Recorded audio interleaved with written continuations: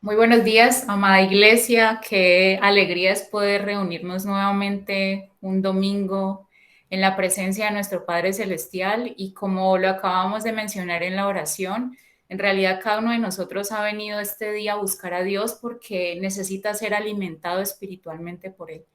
Tal vez no sé si te ha pasado como a mí en los últimos días, pero esta predicación ha llegado en el momento correcto, en el momento justo. Como diría un dicho, como anillo al dedo me ha caído esta predicación y espero que así como ha sido un gran alimento y un gran ánimo y me ha dado fuerzas a mi vida, así mismo sea esta palabra de Dios para ti. Yo te invito entonces para que cerremos nuestros ojos y hagamos oración. Vamos a entregarle este maravilloso tiempo a Dios para que sea Él hablándonos por medio de su Espíritu Santo a cada uno de nosotros. Te invito entonces a que cerremos los ojos. Padre, en esta mañana, Señor, te estamos orando en el nombre de tu Hijo Jesucristo, nombre que es sobre todo nombre como lo dice tu palabra. En este día, Señor, queremos presentarnos delante de ti con un corazón contrito y humillado, Señor. Queremos ser humildes delante de ti y reconocer que necesitamos de ti, Dios. Tal vez, bendito Padre, hemos venido con desánimo, con temor, con frustración, sin propósito alguno, Señor. Tal vez nos sentimos cansados, Dios, porque hemos estado enfrentando batallas en los últimos días, Señor. Tal vez sentimos que ya no tenemos más fuerza, Señor. Tal vez, bendito Dios, nos sentimos derrotados o agobiados, Dios. Pero hoy, por medio de tu palabra, te pedimos, Señor, que nos ayudes a recobrar esas fuerzas que nunca se deben ir de nosotros, Padre Santo. Permítenos comprender tu palabra, Señor, apropiarnos de tu palabra, porque tú ya nos has hecho vencedores a cada uno de nosotros en Cristo Jesús. Te entregamos, Padre, este tiempo en tus manos y te pedimos, Señor, solamente todo lo que provenga de ti, porque a eso hemos venido, a escucharte y a ser enseñados por ti. En el nombre de Jesús te hemos orado y con la hermosa unción y poder de tu Santo Espíritu. Amén. Como les decía al inicio, esta predicación ha llegado en un momento en el que, como lo orábamos, me he encontrado en situación tal vez de frustración, tal vez de desánimo, de despropósito alguno. No sé si te ha pasado, te está pasando como me pasó a mí hace algunos días. Y justamente cuando leía esta palabra de Dios que está en Primera de Samuel 17, porque ese va a ser nuestro énfasis el día de hoy, esa es la porción que vamos a estudiar el día de hoy y te invito para que saques un cuaderno, una agenda y lo anotes y anotes todo aquello que te llama la atención. Realmente llegó en un momento preciso, en un momento perfecto. Y tal vez al leer esta situación me pude identificar con uno de los personajes que veremos y trataremos el día de hoy. Para ahondar un poco más en este tema, esta predicación yo la he decidido titular con una pregunta. Dice, ¿quién es este Goliat delante del Dios viviente? Trata de reflexionar un poco en este título. Pregúntate, ¿quién es Goliat delante del Dios viviente? ¿Quién es ese enemigo delante del Dios viviente? Como te mencioné al comienzo, esta predicación va a estar basada en todo el capítulo 17 de Primera de Samuel. Claramente, por cuestiones de tiempo, no nos vamos a detener en cada versículo. Vamos a extraer la sustancia de los versículos más importantes de este capítulo 17 para poder entender no solo el contexto bíblico, que es algo importante, sino que vamos a ver cómo esta palabra que sucedió hace miles de años se hace una verdad en nuestra vida. Se puede aplicar aún el día de hoy en nuestra vida. Y vamos a comenzar con el versículo 4 de Primera de Samuel 17. Como observas en la diapositiva que te acabo de colocar, aquí se describe a nuestro primer personaje bíblico, que es muy conocido, creo yo, por toda la iglesia, y es Goliat. Goliat, si no lo sabías, era un paladín del pueblo filisteo, es decir, un caballero que en la guerra se distinguía por sus hazañas valientes. La Biblia lo describe en los versículos 4 al 7, por si lo quieres leer un tiempo aparte en tu casa, como una persona bastante intimidante por varias características. La primera de ellas en el versículo 4 la puedes observar y es por su altura.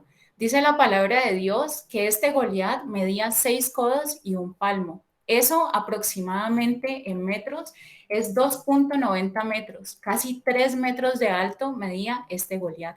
Pero aparte de Goliat contar con una gran estatura, siempre llevaba sus batallas o siempre estaba vestido con una armadura bastante pesada.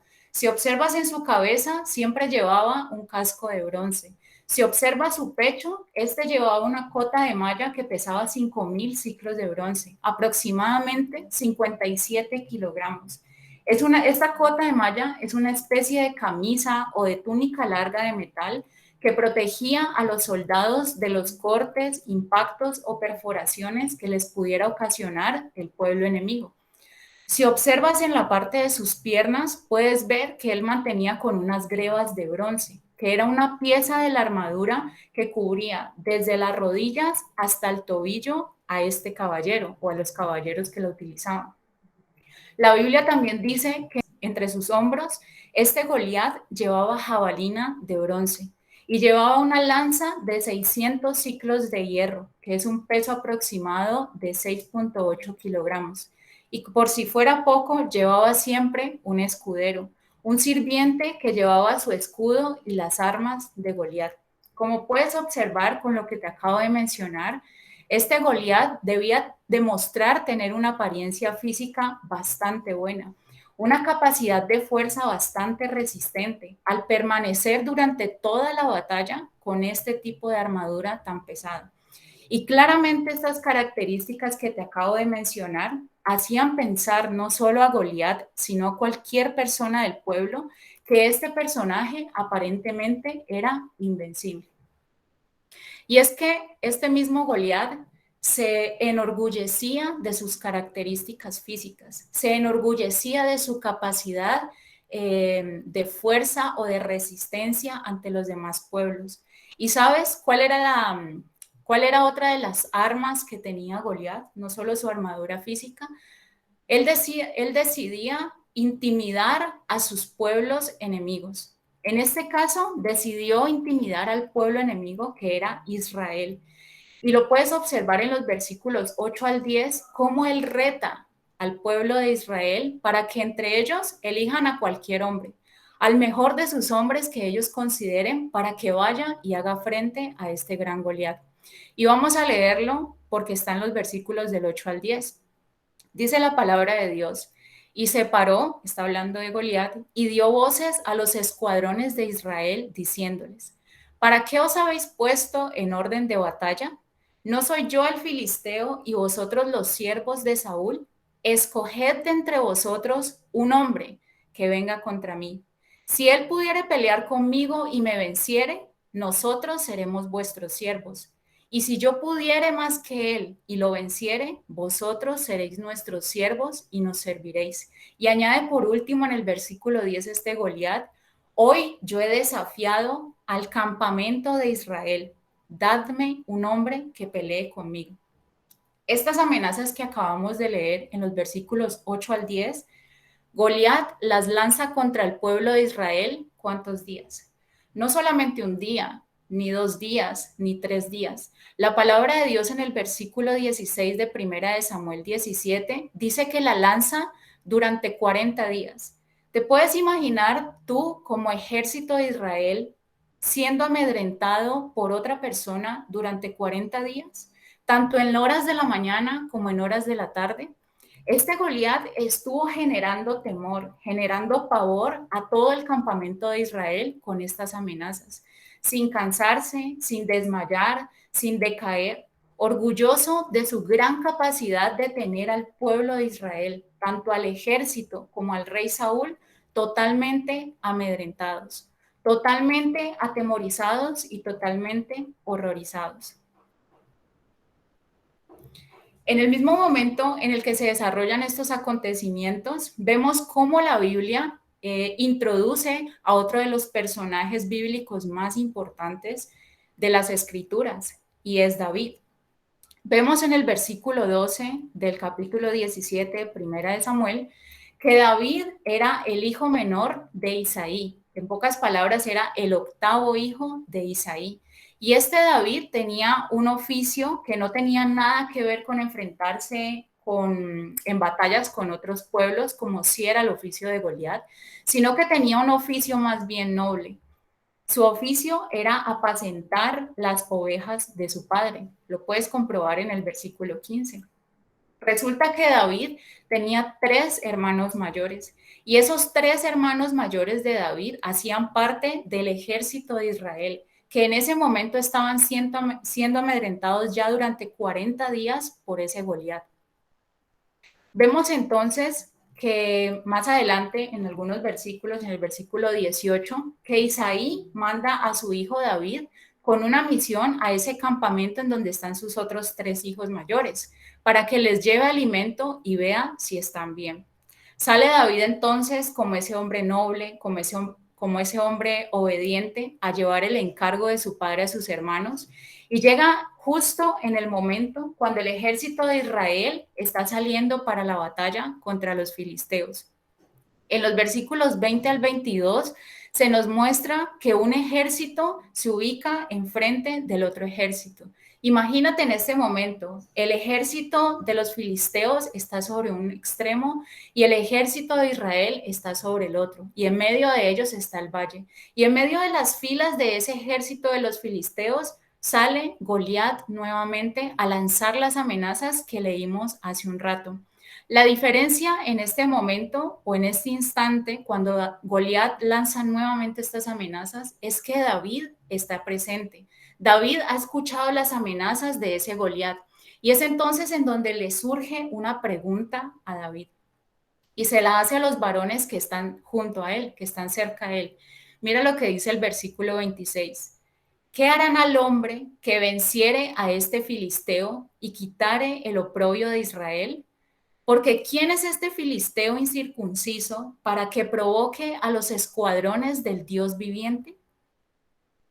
Aquí podemos ver la pregunta que le genera David en este instante, pero también podemos observar en el versículo 25 cuál es la respuesta que estos varones de Israel le dan a David. Los varones totalmente atemorizados le responden a David: ¿no habéis visto a aquel hombre que ha salido? Aquel hombre que sale de las tropas de los filisteos, de las filas de los filisteos. Este hombre siempre se adelanta para provocar a Israel. Y al que le venciere, el rey le enriquecerá con grandes riquezas y le dará su hija, y eximirá de tributos a la casa de su padre en Israel.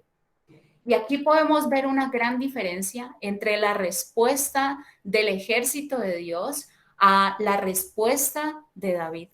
Si observas la respuesta del ejército de Israel, la respuesta demuestra temor y actúan como si no tuvieran respaldo alguno, mientras que las palabras de David en el versículo 26 demuestran confianza, demuestran fe, demuestran certeza en el Dios viviente.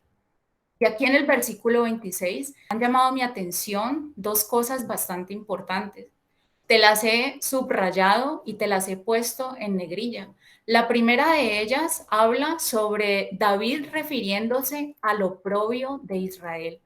Y te preguntarás qué significa el oprobio de Israel. La palabra oprobio significa la deshonra, la vergüenza que estaba haciendo Israel en ese momento delante del pueblo filisteo. Tú te puedes imaginar cómo ese mismo pueblo que había sido llamado por Dios como linaje escogido, como real sacerdocio, como nación santa, como pueblo adquirido por Dios, había pasado de ser eso a ser considerado como una vergüenza ante el pueblo de los filisteos. En pocas palabras, el nombre de Dios en ese instante estaba siendo blasfemado entre todos los filisteos a causa del pueblo de Israel. Porque es que al considerar una vergüenza al pueblo de Israel, estaban los filisteos negando la existencia del Dios de Israel. Y es por esto que David tiene que levantar su voz y recordarle al ejército de Israel de quién son ellos pueblo, quién es su Dios, el Dios viviente, que es la segunda parte de lo que quiero resaltarte en este día de este versículo 26.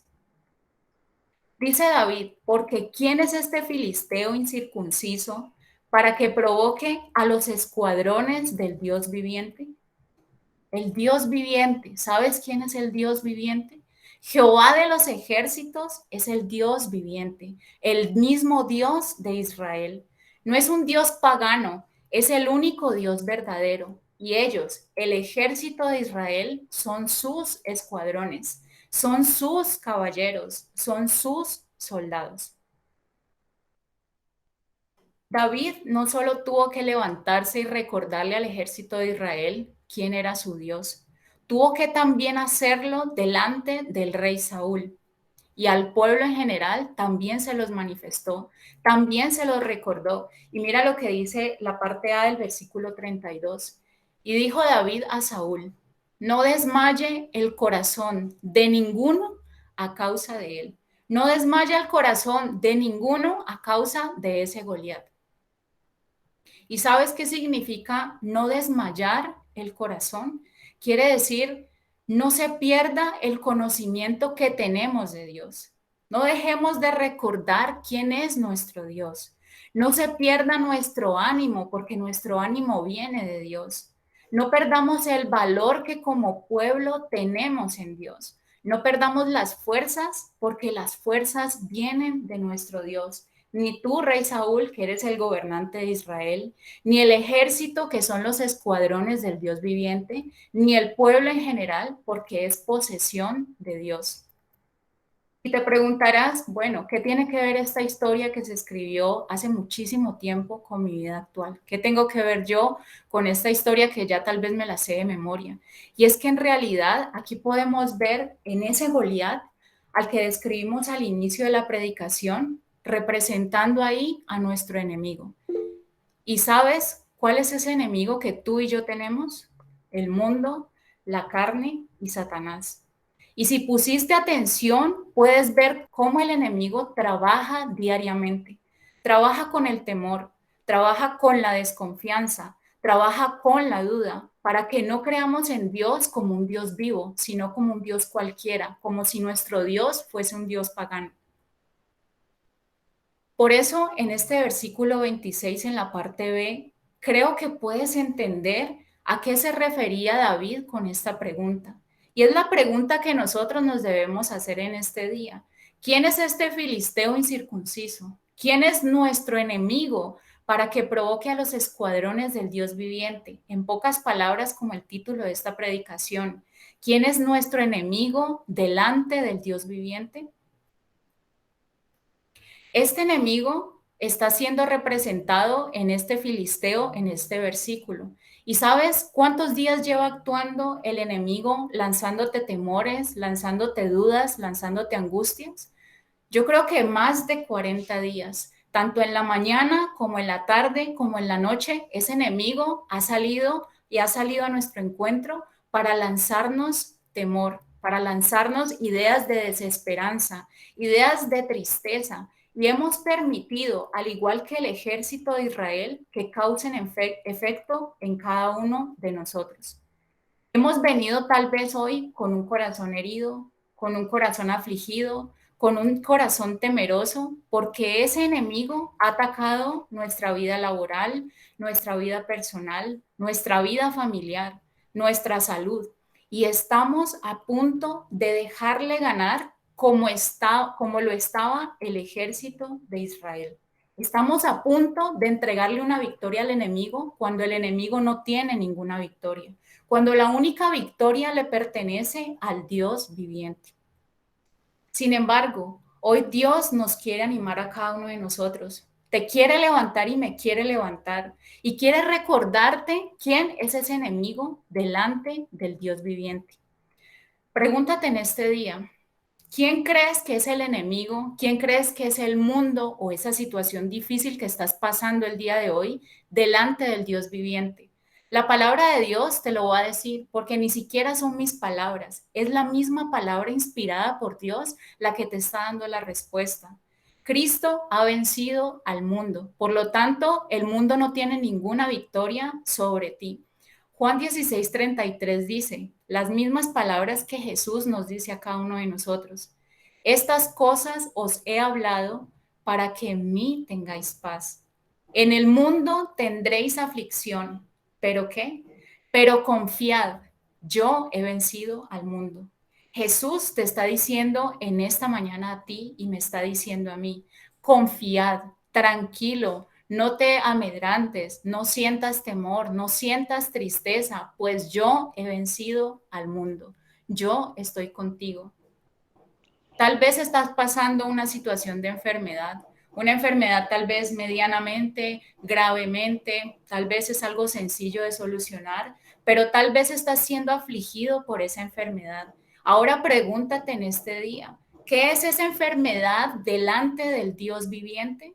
No es nada, porque Cristo nos dice en su palabra que Él ha vencido en la cruz y que por su llaga nosotros hemos sido curados, hemos sido sanados.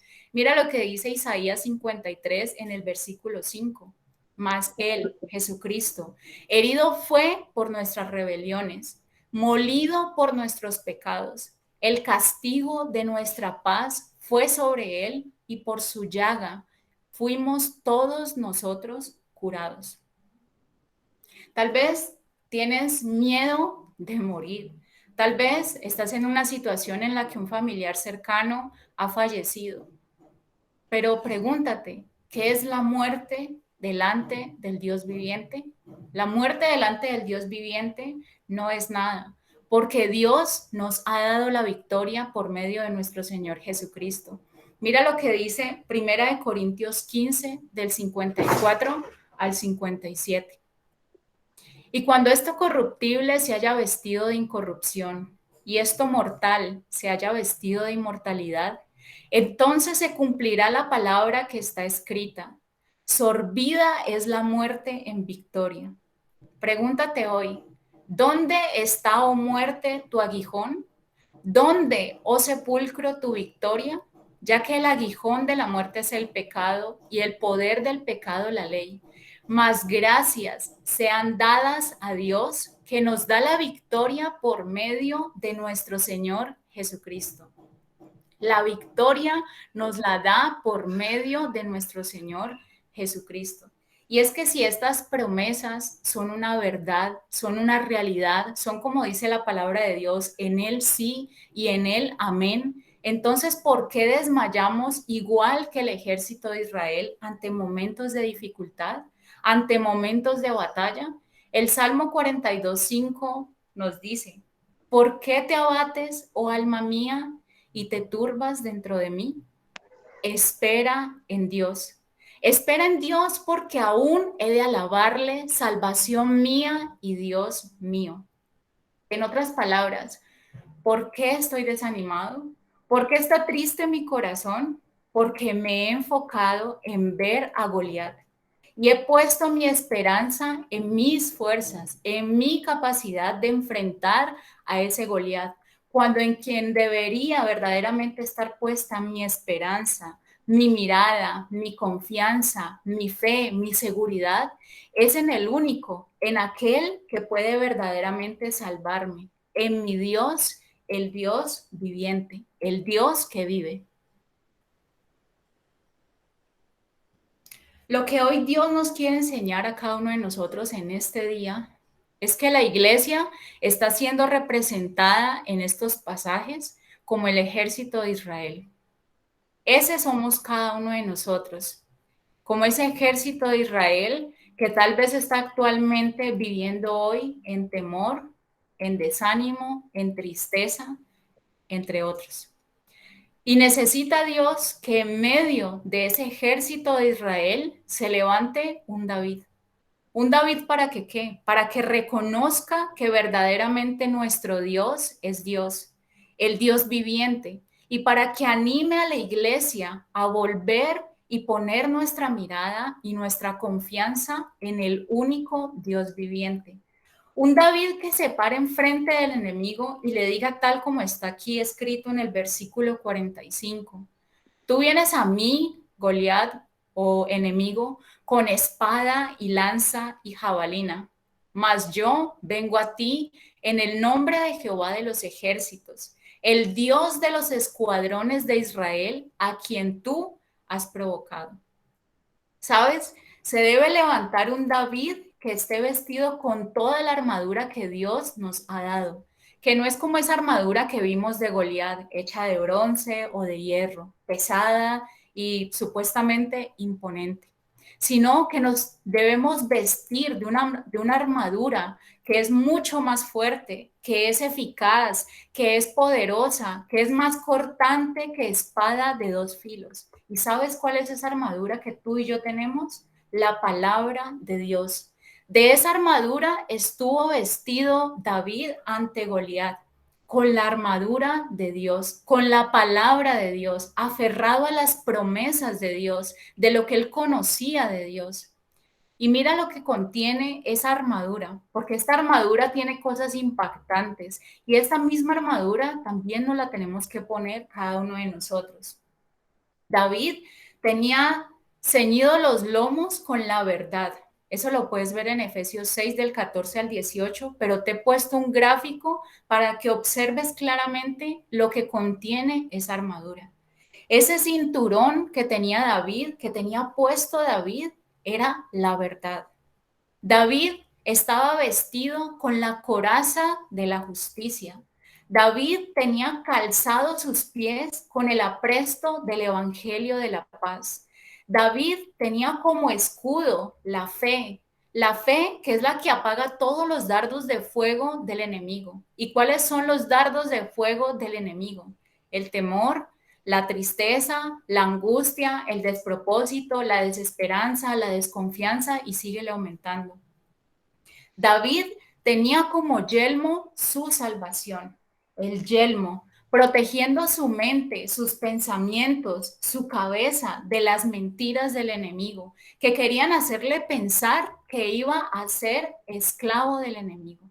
David, al tener puesto el yelmo de la salvación, protegió su mente de ese tipo de pensamientos. Aparte de eso, David tenía la espada del Espíritu. ¿Y sabes cuál es la espada del Espíritu? La palabra de Dios. La palabra de Dios, la cual es más cortante que espada de dos filos, la que penetra, como dice la palabra de Dios, hasta partir el alma y el espíritu, las coyunturas, los tuétanos, la que discierne los pensamientos y las intenciones del corazón. Esta espada del espíritu era la que David tenía aferrada a él. Esta palabra que es la espada del espíritu la tenía él en medio de su batalla contra Goliat. Ahora, así como David tenía puesta toda esta armadura, así te ha llamado Dios a ti y a mí a ponernos esta armadura. ¿Durante cuántos días crees que debes tener puesta esta armadura? ¿Será solamente en los momentos difíciles? ¿Será solamente en los momentos alegres? ¿Será solamente en las mañanas? ¿Será solamente antes de irte a dormir? Pues yo te voy a decir que esta armadura Dios nos la ha mandado a poner durante todos los días, en todo tiempo, en todo momento, en todo lugar, con las personas con las que te encuentres. Porque, ¿sabes? Hay un enemigo que durante más de 40 días ha estado atacándote y tú estás sin la armadura de Dios puesta. Tienes esa armadura de Dios guardada debajo del colchón, en una biblioteca, la tienes por allá empolvada y no la has utilizado. Cuando Dios nos está mandando a ceñirnos, a ponernos, a vestirnos y apropiarnos de esa armadura que Él nos ha dado a cada uno de nosotros. Aparte de eso, Efesios 6 del 14 al 18 también muestra algo importante y es acerca de la oración. ¿Por qué razón? Porque es muy bueno que cada uno de nosotros utilice la armadura que Dios nos ha dado. Pero ¿qué pasa con ese resto de personas que aún no tienen esa armadura de Dios puesta? ¿Qué pasa con tu familia? ¿Qué pasa con las personas que tienes a tu alrededor? ¿Qué pasa con esas personas que están dentro de tu iglesia, que se sientan al lado tuyo o se han sentado al lado tuyo en las reuniones y están desanimados como ese ejército de Israel sin una armadura de Dios puesta? Pues tenemos como esos guerreros que somos, como ese David que somos y estamos representados en este personaje, que en todo momento, que en todo tiempo, con oración, con súplica, siendo perseverantes, pidamos por aquellos integrantes del ejército de Dios que tienen una armadura de Dios guardada. que no la están utilizando. ¿Y sabes cómo está ese ejército de Dios, que es la iglesia? Porque es que este ejército de Dios está representando a la iglesia. Esa iglesia que tal vez está llena de temor, de despropósito, de tristeza y de aflicción. ¿Por qué razón? Porque no ha esquivado los dardos de fuego del enemigo. No ha podido salir vencedor de una batalla porque no ha tenido puesta la armadura de Dios, porque no se ha aferrado a la palabra de Dios.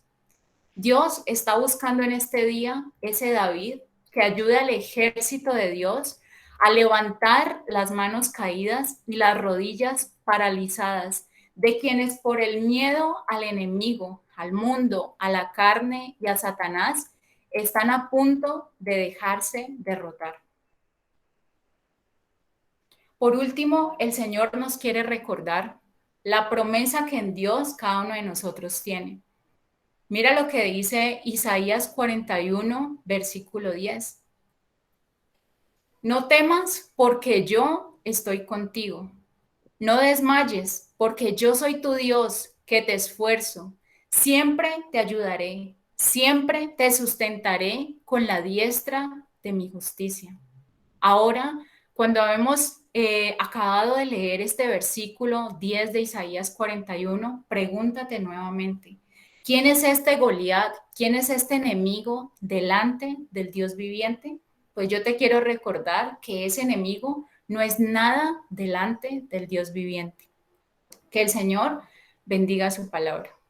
Ahí donde estamos, vamos a orar, vamos a darle gracias a Dios por esta palabra que espero haya animado tu vida, si tal vez hoy venías cabizbajo o desanimado y te hayas apropiado de esta palabra, o si tal vez te identificaste con lo que hablamos acerca de David para que lo continúes haciendo, porque tu familia también necesita ser como ese David que estaba aferrado a esa armadura que Dios nos ha entregado. Padre, te damos gracias en este día. Gracias, Padre Santo, porque tú nos has ayudado, Señor, a comprender tu palabra. Gracias, Señor, porque yo sé que tu palabra tiene un propósito para con cada uno de nosotros, Señor. Tal vez, Señor, solo una persona ha venido desanimada, Señor. Pero por esa persona, Señor, tú has preparado este mensaje, Dios, porque es necesario que esta persona se levante, Señor, que recobre sus fuerzas en ti, bendito Dios, que recuerde, Señor, que la victoria ha sido entregada por medio de tu Hijo Jesucristo, Señor. Que en ti, Cristo Jesús, somos cada uno de nosotros más que vencedores. Ayúdanos, Señor, a diariamente, bendito Padre, a apropiarnos de esa armadura con la que tú nos has dejado a cada uno de nosotros, Señor. Nos has dotado de una armadura maravillosa, de una armadura poderosa, Señor, de una armadura eficaz, la cual es tu palabra, Señor, pero tu palabra no la utilizamos como deberíamos hacerlo, Señor. No meditamos en ella diariamente, Señor. Por eso, bendito Dios, estamos desanimados, estamos a veces afligidos, Señor, porque no nos hemos aferrado a tu palabra, porque no hemos creído lo suficiente en ti, Señor. Pero gracias te damos, Señor, porque tú nos estás recordando, Señor, que delante de ti no hay nada imposible, que tú eres el Dios que está vivo, que tú eres el Dios todopoderoso, que tú eres nuestro Padre, Señor, que tú estás siempre con cada uno de nosotros. Qué privilegio, Dios, y qué honor es saber y recordar que en todo momento, en todo lugar, tú siempre estás con nosotros. Siempre nos estás alentando y nos estás diciendo que no debemos tener, que debemos, bendito Dios, confiar cada vez más en ti, aferrarnos a ti, bendito Dios, vencer al enemigo en el nombre del Dios viviente, como nos lo acabas de enseñar. Padre, en este día también queremos darte gracias por todo lo recibido de tu mano. Gracias, Señor, por todo lo que tú permites en nuestra vida, por nuestros trabajos, por la provisión que nos has dado a nosotros y a nuestra familia. En este día queremos devolverte, Señor, lo que te corresponde, lo que tú has pedido, Señor, que tu iglesia te dé, el cual es el diezmo, Señor, el 10% de lo que tú nos has dado. Permítenos ser obedientes aún en esto, Señor, y rendírtelo a ti, Padre Santo, no por obligación, Señor, no porque alguien nos dijo, Señor, y nosotros no queremos o con desánimo, Dios. Permítenos tener un corazón alegre, un corazón dispuesto, Señor, a cumplir lo que tú nos has mandado, Señor, a entregarte lo que a ti te corresponde. Padre, te damos gracias y te pedimos por aquellas personas que tal vez no tenemos un trabajo, Señor. Te pedimos para que abras las ventanas de los cielos y llueva sobre nosotros bendiciones hasta que sobren y abunden, Señor. Permítenos, bendito Dios, seguir confiando y aferrándonos a tu palabra, Señor. Gracias, Dios, porque en ningún momento nos has desamparado. En todo momento hemos visto tu provisión y tu protección.